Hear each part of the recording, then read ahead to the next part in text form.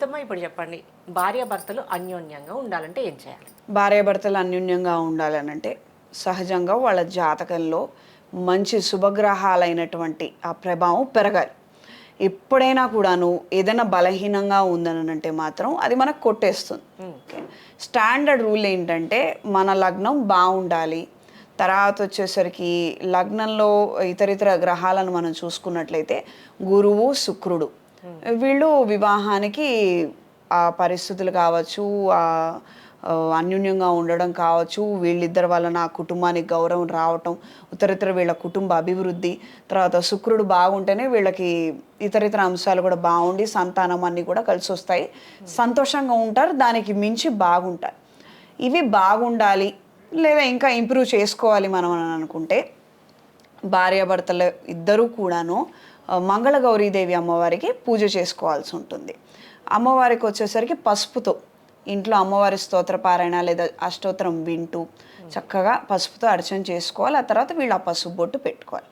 నెలలో ఒక్కసారో లేదా 2 మాసాలకు ఒక్కసారో భార్యాభర్తలు ఇద్దరు కలిసి దేవాలయానికి వెళ్ళి శివాలయానికి వెళ్ళి పసుపుతో స్వామివారికి అభిషేకం చేయించుకుంటే గండాలు అంటారు చూడండి, సహజంగా విడాకులు కావచ్చు లేకపోతే ఇతరితర గండాలు, నాకు మాట్లాడటం ఇష్టం లేదు, కొన్ని జాతకాలు చూసినప్పుడు కొన్ని దుర్యోగాలు పడ్డాయి, ఉత్తర భర్తకి ఏదో అయ్యే అవకాశం ఉంటుంది లేకపోతే భార్యకి ఏదో అయ్యే అవకాశం ఉంటుందని ఇలా చెప్తుంటారు.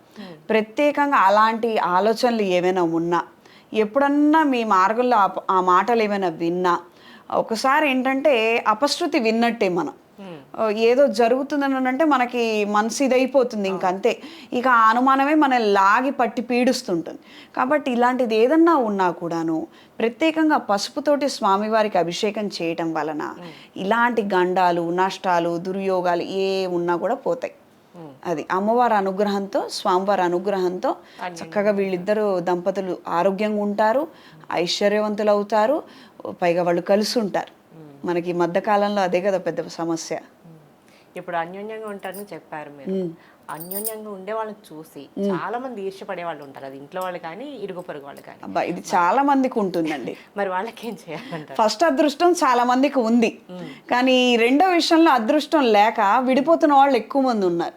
మీరు అన్నట్టుగా ఇరుగు పొరుగు వాళ్ళ మాటలు వినే ఏదేదో ఊహించుకొని విడాకులు తీసుకున్న వాళ్ళే ఎక్కువ మంది. ఇలాంటి సమస్య ఉన్నప్పుడు అది ఉందా లేదా మనకి తెలియదని అనుకుందాం.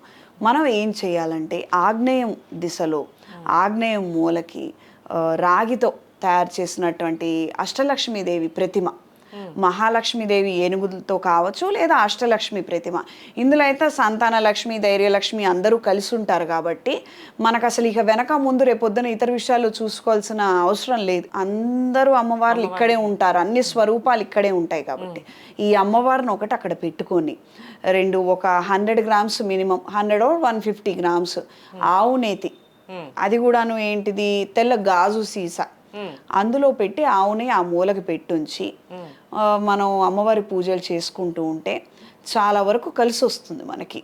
ప్రత్యేకంగా ఆవు నెయ్యిని ఉపయోగించి ప్రతి శుక్రవారము ఆదివారము అమ్మవారికి అన్నప్రసాదాన్ని నివేదనగా పెట్టి చక్కగా చేసుకుంటే గనక చాలా కలిసి వస్తుంది.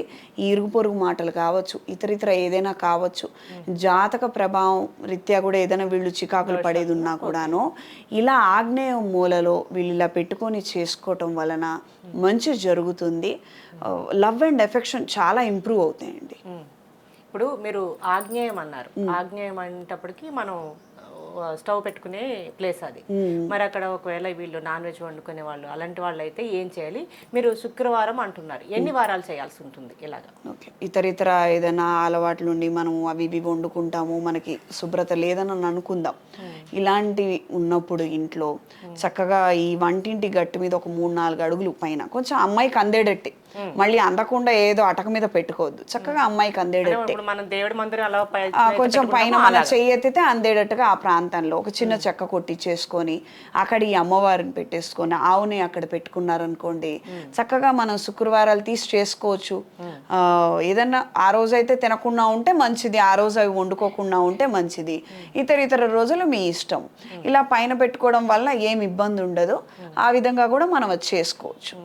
అంటే ఎన్ని వారాలు చేయాల్సి ఉంటుంది అంటారు? నెలకు ఒక్కసారన్నా అలా చేసుకుంటే మంచిదమ్మా. శాశ్వతంగా అక్కడ అమ్మవారిని పెట్టేసేయండి, కదపద్దు. అక్కడ ఆవు నెయ్యిని పెట్టుంచండి. తర్వాత వీడియోలో నేను చెప్తా ఎందుకు అలా పెడుతున్నాం అన్నది కూడా. ఇతరితర కారణాలు కూడా ఉన్నాయి, వాస్తు సంబంధమైన దోషాలు కూడా ఉంటే అవి అక్కడ అలా ఉండటం వల్ల మంచి జరుగుతుంది. ఎన్నో ఉన్నాయి, ఒక రెమెడీ వెనకాల మనకి 100 సమస్యలకు పరిష్కారాలు ఉన్నాయి అక్కడ. అక్కడ అవి పెట్టుకొని అవి చేయడం వలన యజమానురాలు ఆ నివేదన సమర్పించింది తీసుకుంటారు కాబట్టి దానివల్ల వాళ్ళ ఆరోగ్యం కూడా బాగుంటుంది. ఇలా రెగ్యులర్గా చేస్తే మంచిది. ప్రతి నెల ఒక్కసారైనా చేసుకుంటే గనక వాళ్ళకి కలిసి వస్తుంది. ఏదైనా సరే ఆరోగ్యం కోసం, మన ఇంట్లో మంచి కోసమే కాబట్టి దానికి వారాలు వజ్రాలని పెట్టుకోకుండా ఎంత టైం అయినా చేసుకోవచ్చు అంటారు. అంతే, రెగ్యులర్గా చేసుకుంటే మంచిది.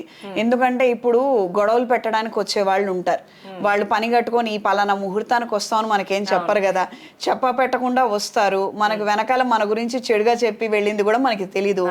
ఆ తర్వాత గొడవ అంటుకున్న తర్వాత కదా మనకి తెలిసేది. కాబట్టి జాగ్రత్తగా రెగ్యులర్గా ఇలా చేసుకుంటే గనక అన్యోన్యతకి ఉపయోగపడుతుంది, వీళ్ళ ఆరోగ్యానికి ఐశ్వర్యానికి కూడా అది ఉపయోగపడుతుంది.